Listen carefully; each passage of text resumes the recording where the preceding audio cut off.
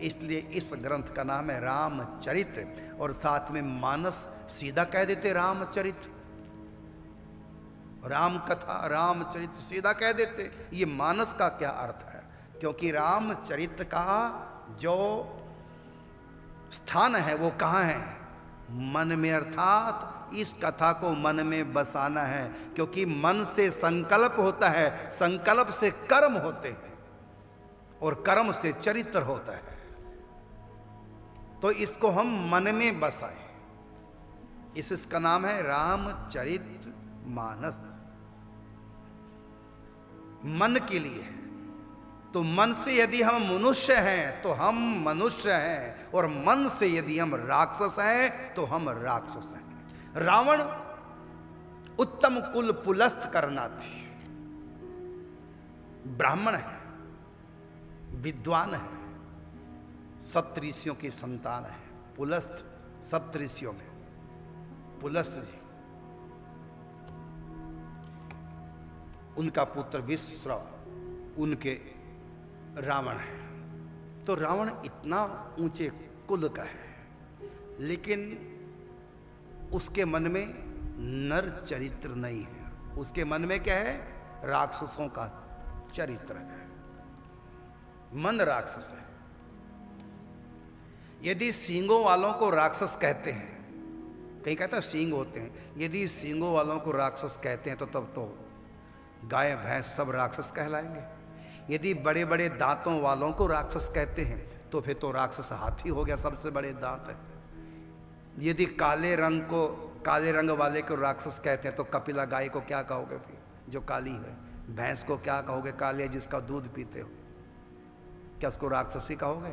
यदि काले रंग वाले को राक्षस कहें तो ये बड़े बड़े सींग, बड़े बड़े दांत, काला रंग, ये राक्षस की पहचान नहीं है। सींगों वाले तो जानवर होते हैं, उनको राक्षस नहीं कहते। दांतों, बड़े बड़े दांतों वाला हाथी, उसको राक्षस नहीं कहते। काले रंग की गाय भैंस होती है, उसको राक्षसी नहीं कहते। तो इन बातों से कोई राक्षसपना सिद्ध नहीं होता। राक्षसपना सिद्ध होता कि उसके मन में मनुष्यपना है कि राक्षसपना है। बस जैसा मन है व्यक्ति वैसा है। तो इसलिए रामचरित मानस, अर्थात राम के चरित्र को हम मन में बसाएं। ये क्यों नहीं कहा आचरण में लाएं? यदि हम रामचरित मानस को बिना मन में बसाए खाली आचरण में लाएंगे, उसको कहेंगे ढोंग पाखंड। जो मन में नहीं है लेकिन बाहर दिखा रहे हैं, उसको दिखावा कहेंगे, उसको ढोंग कहेंगे। अंदर भक्ति नहीं है लेकिन दिखाने के लिए बाहर से भक्ति करे तो ढोंगी, इसको ढोंग कहेंगे, पाखंड कहेंगे। तो चरित्र बाहर नहीं होता, चरित्र मन में होता है। इसलिए चरित्र को हमको मन में बसाना, क्योंकि मन से संकल्प उठता है और संकल्प से कर्म बनते हैं और कर्म चरित्र बनाते हैं। ये तो फल है। मूल क्या है? मूल है मन, और चरित्र है उसका फल।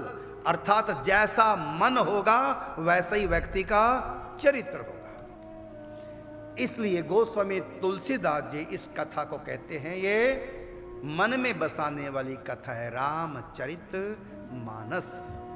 नहीं तो एक्स्ट्रा शब्द है मानस। आवश्यकता क्या थी मानस लिखने की? मानस का मतलब मन,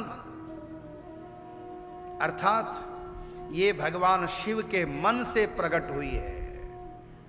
किसके लिए? मनुष्यों के मन तक जाए। ये मन से प्रकट हुई और मन तक पहुंचेगी। जैसे उदाहरण के रूप में जल जो नदियों में बह रहा है, कहां से आया? यदि विज्ञान की दृष्टि से देखें तो सूर्य की गर्मी से समुद्र का जल वाष्पीकरण हुआ, और वाष्पीकरण होकर के बना बादल, और बादल आगे बढ़ा सर्दी गर्मी के प्रेशर से अनुकूल प्रतिकूल परिस्थिति प्राप्त करके, फिर वो ठंडक प्राप्त करके बरसा, और पानी बरस करके नालों में, नदियों में, फिर वो नदियों का जल फिर वापिस वहीं। तो कहां से कहां तक जल की यात्रा हुई? समुद्र से लेकर समुद्र तक, सागर से सागर तक। सागर से निकला था, बादल बना, बरसा, नदियों में आया, फिर सागर में। तो सागर से निकला सागर तक। अर्थात इसी प्रकार ये रामचित मानस, ये भगवान शिव के मानस से प्रकट हुई और जाएगी कहाँ? मानस में ही जाएगी। बस अंतर है, भगवान शिव के मानस से प्रकट होती है और ये आएगी मनुष्यों के लिए, उनके मन के लिए। तो रामचित मानस जानवरों के लिए नहीं है, देवताओं के लिए नहीं। देवताओं के लिए ये मनोरंजन का साधन है। स्वर्ग में भी रामायण है, लेकिन वहाँ रामायण के पदों में अप्सराएं नाचती हैं, रामायण के श्लोक गाकर अप्सराएं नाचती हैं। उनके लिए मनोरंजन है, साधना नहीं है। ये उनके मन में नहीं रामायण बसते। अप्सरों के साथ भोग करने वाले, विषय विकारों में फंसे रहने वाले वो देवता, वो कहां रामचित को अपने मन में बसा पाएंगे।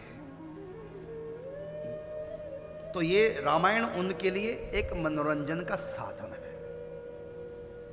इनको गाकर के अप्सराएं नाचते हैं, लेकिन उनके मन की ये वस्तु नहीं। तो ये मन की वस्तु ना देवताओं के लिए ना जानवरों के लिए है। ये किसके मन की वस्तु है? मनुष्यों के मन की।